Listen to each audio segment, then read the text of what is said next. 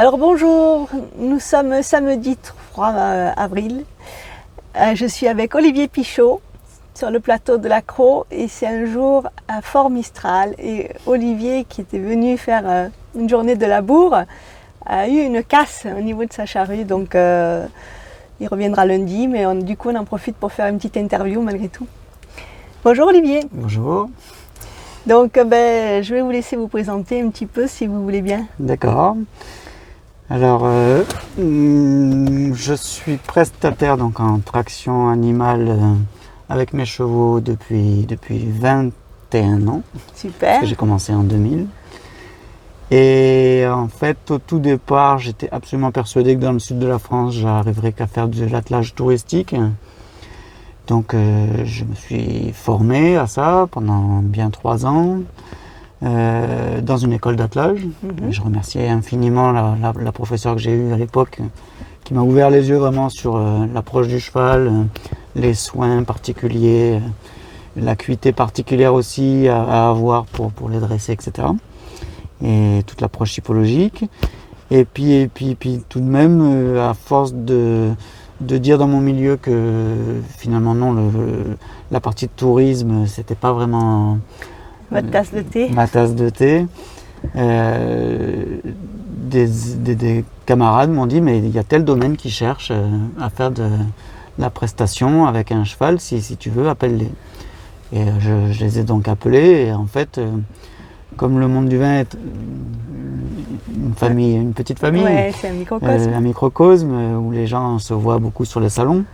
Donc à partir du premier contact téléphonique que j'ai eu, la personne m'a dit mais il faudrait appeler un tel à Rasto, un tel à Gigondas, et puis voilà, en une semaine j'avais déjà un carnet de clientèle avec laquelle j'ai commencé. Mais alors les débuts ont été très compliqués parce qu'en fait il y a eu très peu de passation de flambeaux de ma génération avec celle de mes grands-parents qui utilisaient les chevaux. D'accord. Donc il y a bien des écoles où on peut apprendre tout ce qui concerne, encore une fois, l'hippologie, la gestion, l'éducation, etc. des animaux. Mais le travail de la terre lui-même avec des chevaux, ça, il n'y a pas. Ça n'existe pas. Donc il y a eu une période de transmission qui a manqué et il a fallu réapprendre le métier par votre propre expérience. Exactement, oui. Ça a été vraiment de l'apprentissage sur le tas. Et au départ, c'était assez rigolo puisqu'il y avait pas mal de papis qui s'arrêtaient sur le bord de la route, qui me voyaient faire, trimer. Et puis ils me donnaient tous leur avis, mais qui n'était pas forcément extrêmement pertinent. Du type, mais appuie sur ta charrue, va moins vite, il est pas bon ton cheval. Et puis jusqu'à ce que je me dise, bon, moi, je vais leur dire oui à tous, là, puis voilà, me refermer dans ma bulle et continuer la recherche du meilleur effet. Et en fait, un jour, il y a un papy qui était beaucoup plus humble que les autres, qui m'a regardé gentiment et puis qui m'a dit, tu sais Olivier, il faudrait peut-être que tu reviennes dans 3-4 jours. Oui. Je continue, je casse ma charrue aussi ce jour-là. Et donc je plie bagage, je rentre à la maison et pour autant je reviens 4 jours après. Et ce papy était revenu le jour même pour voir si éventuellement j'avais suivi son conseil et en effet il était là. Et ça, avec le même outil, le même cheval, sur la même parcelle, j'étais dans un univers totalement différent.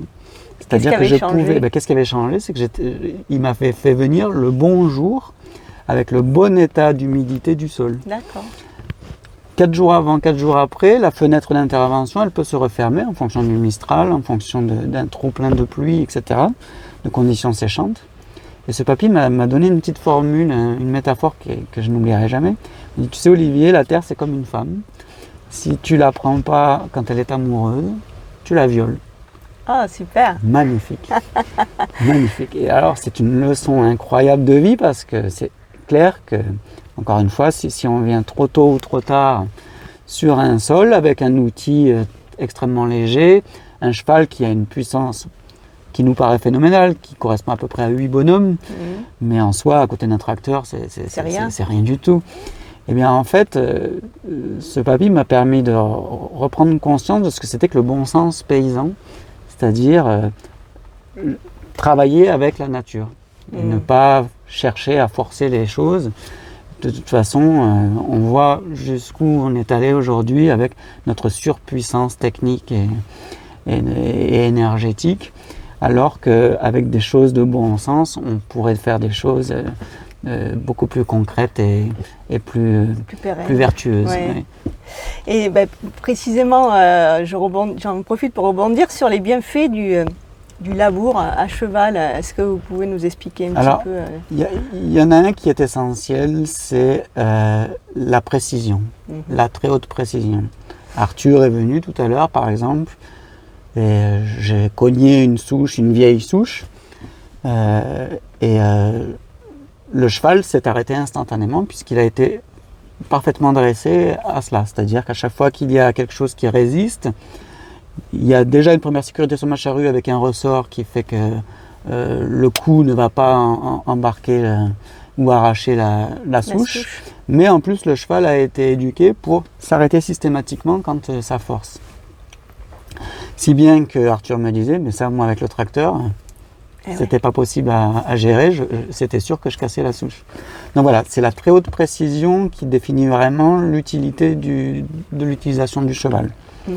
Après, il y a tout ce qu'on appelle, ce que j'appellerais des bénéfices secondaires, qui sont dus au fait qu'un cheval c'est très léger par rapport à un tracteur.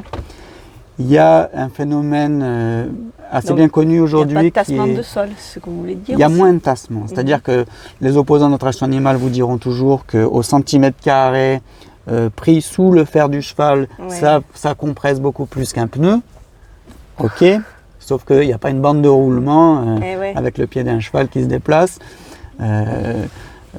comme il y a avec un tracteur.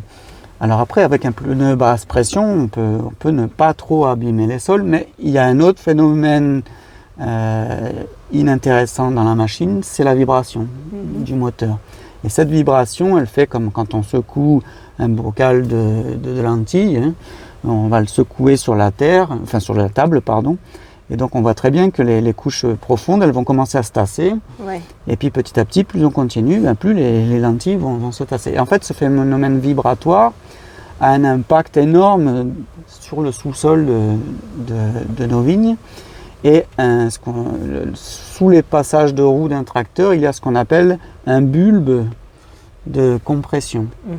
C'est-à-dire que ce n'est pas une force directe qui ferait un appui direct par le fait d'avancement du cheval, de la machine, mais comme en plus elle vibre, ce phénomène se répercute avec un phénomène donc en bulbe sous le passage des roues. Ce qui fait qu'on sait que le passage d'un tracteur sur un hectare, c'est 400% de la surface qui est impactée. Sous les pieds d'un cheval, c'est 70% de la surface qui est impactée seulement. D'accord. Donc ça fait un écart énorme et qui a une énorme incidence sur la vie du sol et du sous-sol. Après, il faut s'arrêter là dans ce que je dirais la valeur ajoutée du cheval, parce que moi, ce que je découvre après 20 ans d'activité, c'est que c'est pas parce qu'on va mettre le cheval dans une vigne qu'on va tout améliorer de la vigne. Au début, j'entendais des aberrations du type ah oui, mais on va même améliorer la qualité du vin. Alors, ça, c'est totalement stupide comme réflexion. Ça va pas jusque-là. Ce qu'il faut bien voir, c'est qu'on rentre dans un système vertueux, mais où on doit se tenir la main avec le vigneron. C'est-à-dire que si le vigneron n'amende pas ses sols, c'est-à-dire où il amène à manger à la terre et non pas à la plante. Donc pas d'engrais, mais des amendements. Si donc il n'amène pas ces amendements, si lui-même n'intervient pas au bon moment pour ne pas surtasser ses sols, etc., en fait, on est toujours dans un système en limite de rupture. Alors que si on a un travail intelligent en coopération, le cheval va pouvoir accompagner ce cercle vertueux et entretenir véritablement une vie du sol beaucoup plus intensément que hélas, avec la machine. Après, je le répète, pour moi, c'est terminé de dire que le cheval vaut mieux que la machine ou autre. Je crois que chacun a sa place. Il y a des vignes où la machine est trop dangereuse à utiliser, où elle est trop polluante, où elle a trop d'impact négatif. Et peut-être que le cheval peut être un excellent relais technique. Tout à fait. Néanmoins, ça doit rester cantonné à ces niches techniques où c'est du gagnant-gagnant. Si c'est pour aller, moi, m'envoyer dans des palissés en 2,20 m dans la plaine, aucun intérêt. Ça ne m'intéresse pas du tout. Et je considère que je ne vais pas... Enfin, il y a zéro bénéfice, ni pour l'animal, ni pour moi, ni pour le vigneron qui pourrait aller beaucoup plus vite avec sa machine. Et donc ça n'aurait aucun intérêt. En revanche, voilà, des très grands terroirs, des parcelles compliquées d'accès, des plantiers qui ne sont pas piquetés. Tout ça, ce sont des zones où le cheval a vraiment sa place. Sa valeur ajoutée. Voilà, ouais. Et là, c'est du gagnant-gagnant parce que en soi, même si le travail est un peu plus lent, comme ce sont des zones techniques et compliquées, de toute façon, globalement, la machine ira toujours un peu plus vite, mais elle ne fera pas forcément un travail aussi fin. Okay. Et alors, particulièrement pour les zones extrêmement difficiles d'accès, là, il y a des zones où les tracteurs ne passent pas de toute façon. Tout ce qui est terrasse, petites terrasses et autres, sur le Banyuls par exemple et autres, c'est très très peu mécanisable par exemple. Donc là, on avait des animaux, non pas des chevaux, mais on allait jusqu'à l'emploi de la mule dans ces cas-là, qui est encore plus exceptionnel que le cheval, grâce à des types de compas, on dira, en fonction des articulations, qui sont beaucoup plus complexes que celles du cheval, qui se démultiplient beaucoup plus. Une mule peut monter une double pente très forte, à plus de 40%, une double pente, donc et marcher en DAU, avec un membre en bas, un membre en haut et tirer droit. Un cheval, ça, il ne saura pas faire. Il a vraiment besoin d'en avoir les deux appuis postérieurs bien positionnés pour pouvoir avoir une traction. Et ça se vérifie qu'une mule, elle va chasser tout autour d'elle avec ses membres, alors qu'un cheval, lui, il va pouvoir envoyer le pied derrière, mais il ne va pas pouvoir chasser sur le côté. D'accord. Donc voilà, c'est aussi le choix de l'animal qui va déterminer, enfin plutôt le type de terroir qui va déterminer la bête que l'on va employer. D'accord. Sauf qu'après, la mule, c'est un caractère. C'est un caractère. Et donc, en termes de dressage, combien de temps ça prend pour avoir un cheval opérationnel? Alors, en soi, si on cherche une forme idéale, il faut être assez conscient que pour respecter l'animal, son bien-être, on ne devrait pas employer un cheval avant l'âge de 6 ans en conditions professionnelles. C'est-à-dire que sur ce laps de temps, il va falloir tout lui apprendre, développer sa musculature, son intelligence, mais on ne pourra pas lui demander véritablement d'efforts. D'ailleurs, même les sportifs ne rentrent jamais, rarement en concours, notamment dans les niveaux nationaux ou internationaux, ne mettent jamais un cheval avant 6 ans sur une compétition. Ils ne sont pas aptes ni musculairement, ni cognitivement pour être au mieux de leur forme et de leur capacité. Donc pour nous c'est un peu la même difficulté, c'est qu'on va devoir dresser nos chevaux, leur apprendre donc tous les ordres vocaux, ça c'est très rapide, en 15 jours c'est fait, mais ensuite employer ces ordres vocaux avec l'utilisation d'outils de plus en plus résistants, c'est-à-dire qui offrent une résistance de plus en plus marquée dans le sol et qu'ils puissent continuer à utiliser ces ordres vocaux tout en étant dans la difficulté de faire un effort de traction. Et ça, il faut bien au minimum 2 ans, en tout cas 2 saisons pleines, pour avoir vu un peu toutes les situations, les types de sol, les différents outils, garder en soi le vocabulaire, pour véritablement dire qu'un cheval peut rentrer dans le réseau professionnel. Et selon vous, Olivier, est-ce qu'Aramis a du plaisir à travailler, à labourer les vignes? Alors, il y a un domaine scientifique aujourd'hui, des sciences humaines et sociales, qui travaille plus particulièrement sur les questions de la relation de l'homme et de l'animal, qui nous amène des réponses positives à cette question. Parce qu'évidemment, le langage du cheval n'est pas le nôtre. Ils ne sont pas doués de vocabulaire phonique. En revanche, ils ont un relationnel entre eux beaucoup plus basé sur l'utilisation des éléments corporels que cognitifs. Et ce que nous apprennent donc ces scientifiques, c'est que un jeune cheval, durant son apprentissage, alors que dans un premier temps, il est hyper stressé de quitter son groupe familial, petit à petit, peut rentrer dans le jeu de l'apprentissage et même, dans certaines phases, va pouvoir avoir des initiatives qui vont nous mettre nous faire comprendre qu'en effet, il est heureux de travailler dans le sens où on lui demande d'aller. Et c'est ça qu'il faut aussi retenir, c'est que c'est très particulier. On dit toujours, on a toujours cette image un peu d'Épinal où il faut dominer l'animal, dire que on lui est quelque part supérieur, etc. Alors que même dans un groupe familial réagissent autrement. On sait par exemple par rapport à ça que le cheval A domine le cheval B, mais il ne domine pas forcément le cheval C. Ça, c'est une relation complexe qu'ils ont, qui est beaucoup plus basée sur les capacités qu'ils ont à s'entraider, plus qu'à dire que tel individu étant plus fort va dominer les autres et puis point à la ligne et s'arroger la meilleure nourriture, la meilleure place au soleil, etc. Ça ne marche pas du tout comme ça dans le monde des troupeaux sauvages.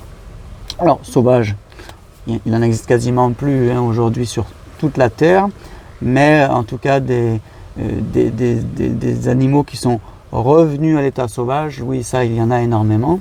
Enfin, énormément, il y en a encore. D'accord. Et donc, c'est souvent sur ces groupes-là que l'on s'appuie pour faire des études aujourd'hui d'éthologie ou de sciences comportementales. Donc, on peut véritablement dire qu'un cheval, en tout cas, sait montrer par des petits signes qu'il est dans une forme de contentement et pas de frustration ni d'obligation.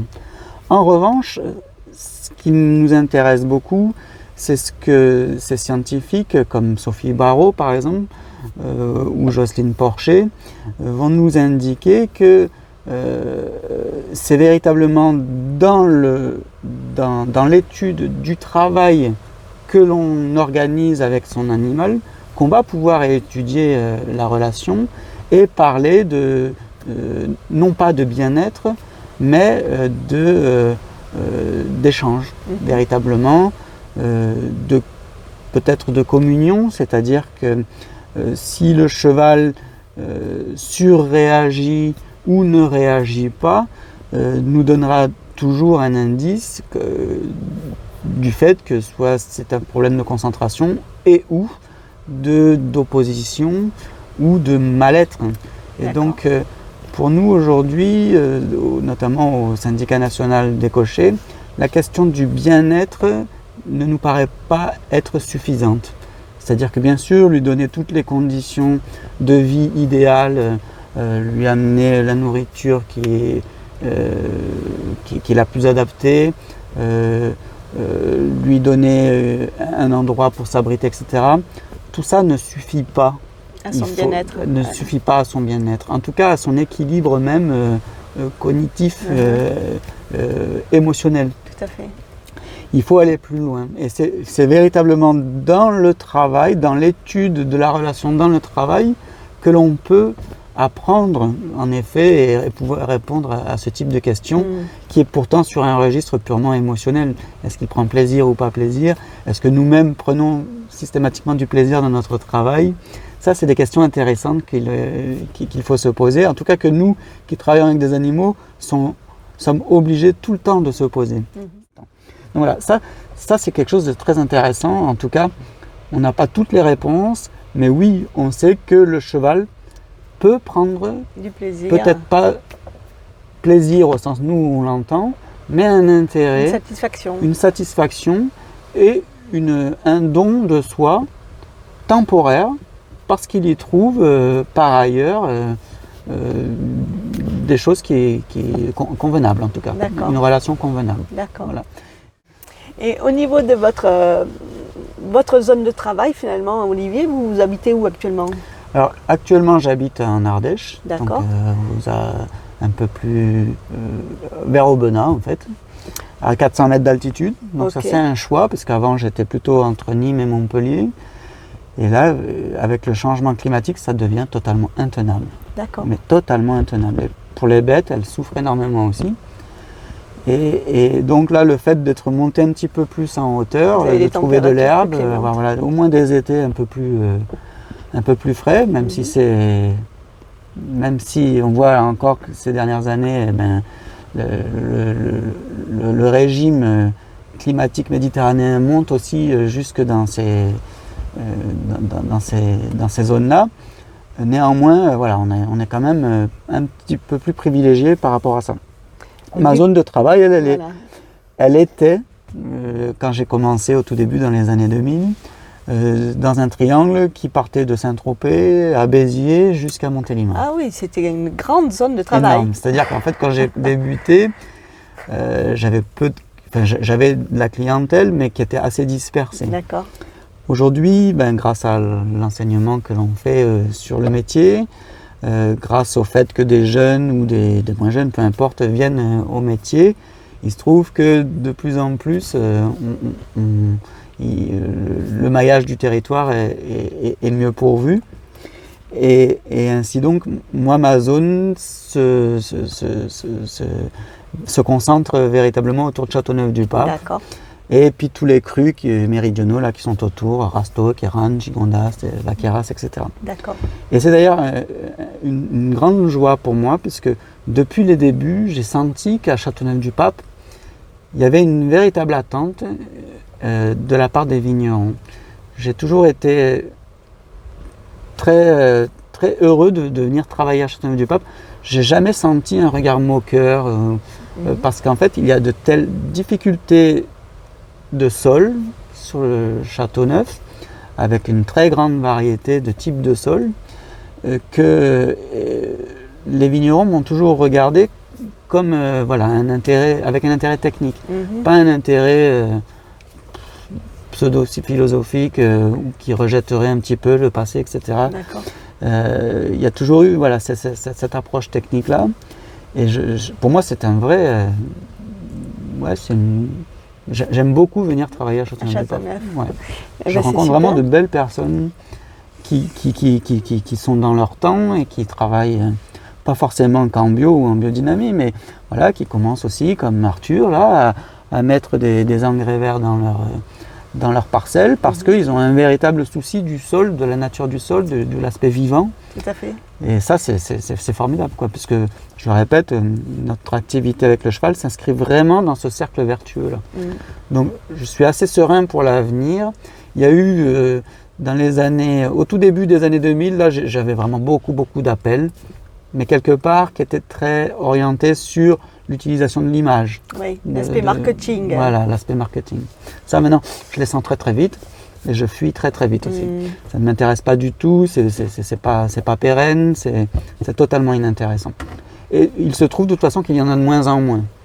Même si par ailleurs il y a d'autres difficultés, puisque les terres sont rachetées aujourd'hui par des industriels qui mettent du personnel et qui aimeraient bien qu'on gère la terre comme on gère une usine de papier ou autre, peu importe. Et donc on sent bien qu'il y a un gros décalage entre l'attente industrielle et les forces de la nature avec lesquelles un vrai vigneron travaille. Donc moi, mon intérêt, c'est vraiment de travailler avec des vrais vignerons qui connaissent leur terroir par cœur, qui savent me dire à quel est le bon moment où il faut intervenir, même si je le sais, c'est toujours tellement plus agréable de pouvoir être en relation avec des personnes, en partenariat, exactement. Avec le vigneron, tout à fait. Bon, ben c'est parfait. Merci beaucoup, Olivier. Au plaisir. Si d'autres vignerons de l'appellation ou de Gigondas, etc., veulent faire appel à vos services, on trouvera du monde aussi. Oui. On forme des jeunes qui viennent au métier. En tout cas, écoutez, on reviendra lundi parce que Olivier n'a pas pu travailler aujourd'hui à cause de son matériel. Mais voilà, on vous fera une petite vidéo également pour vous montrer le labour la qualité du et travail. la qualité du travail, exactement. Merci. Passez à très bientôt.